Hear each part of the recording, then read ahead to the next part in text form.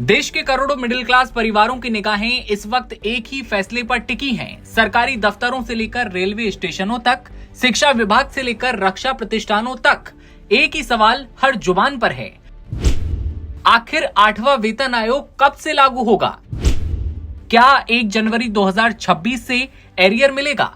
जी हाँ, वीडियो में जानेंगे संसद में सरकार ने क्या क्या जवाब दिए हैं। 8वें वेतन आयोग को लागू करने को लेकर मामला संसद के शीतकालीन सत्र में भी उठाया गया। इस पर जवाब देते हुए वित्त राज्य मंत्री पंकज चौधरी ने कहा कि 8वें वेतन आयोग को लागू करने की तारीख सरकार उचित समय पर तय करेगी। उन्होंने ये भी कहा कि आयोग की सिफारिशें स्वीकार होने के बाद इसके लिए जरूरी बजटीय प्रावधान किए जाएंगे। इस बयान से ये इशारा तो मिल रहा है कि सरकार इसे जल्द लागू करने की कोशिश कर रही है।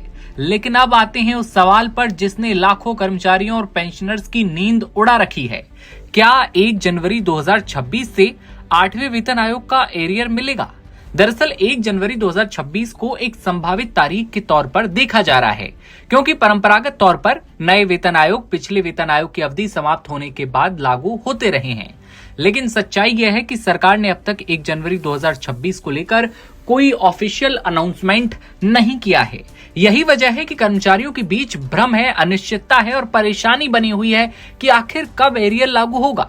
बढ़ती महंगाई, रोजमर्रा के खर्चों का दबाव, बच्चों की पढ़ाई, मकान का किराया, इलाज का खर्च, इन सब के बीच केंद्र सरकार के कर्मचारी और पेंशनर्स 8वें वेतन आयोग को सिर्फ एक प्रशासनिक फैसला नहीं बल्कि आर्थिक राहत की आखिरी उम्मीद के तौर पर देखते हैं।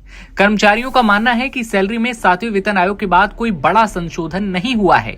महंगाई भत्ता जरूर बढ़ता रहा, लेकिन विशेषज्ञ मानते हैं कि डीए बढ़ोतरी से वास्तविक आय में उतना सुधार नहीं होता जितना कि नए वेतन आयोग से होता है। और यही वजह है कि कर्मचारी संगठन लगातार 8वें वेतन आयोग की मांग उठा रहे हैं। उनका कहना है कि मौजूदा वक्त में हमें आज की जरूरतों के हिसाब से जो वेतन दिया जा रहा है वो काफी नहीं है। ऐसे में लागू कब होगा 8वां वेतन आयोग? नवंबर 2025 में सरकार ने 8वें वेतन आयोग के टर्म्स ऑफ रेफरेंस को मंजूरी दे दी थी और आयोग को अपनी रिपोर्ट सौंपने के लिए 18 महीने का वक्त दिया गया।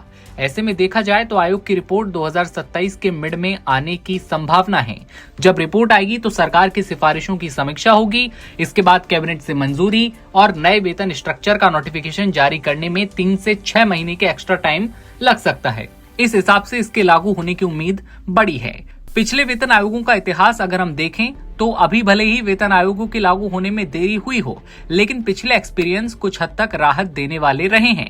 पहले में एरियर का पेमेंट और आमतौर पर उस तारीख से किया गया है जिस दिन पहले वेतन आयोग समाप्त हुआ था।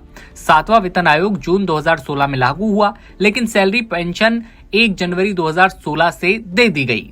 इसी तरह छठा जो वेतन आयोग था अगस्त 2008 में मंजूर हुआ था, लेकिन एरियर 1 जनवरी 2006 से दे दिया गया। 5वां वेतन आयोग देरी हुई थी, लेकिन कर्मचारियों को पिछला भुगतान मिला था। इसी वजह से उम्मीद की जा रही है कि 8वें वेतन आयोग का एरियर भी 1 जनवरी 2026 से दिया जा सकता है। लेकिन संभावनाएं हैं, ऑफिशियल अनाउंसमेंट का इंतजार है। जैसे कोई बड़ी अपडेट इस पर आती है आप तक साझा करेंगे। इस बारे में आप क्या सोचते हैं? क्या 1 जनवरी 2026 से बड़े बदलाव देखने को मिलेंगे? क्या वो खुशखबरी मिल जाएगी आपको 1 जनवरी को, जिसका इंतजार है बेसब्री से लाखों कर्मचारियों को? कमेंट सेक्शन में बताइए और देखते रहिए नवभारत टाइम्स।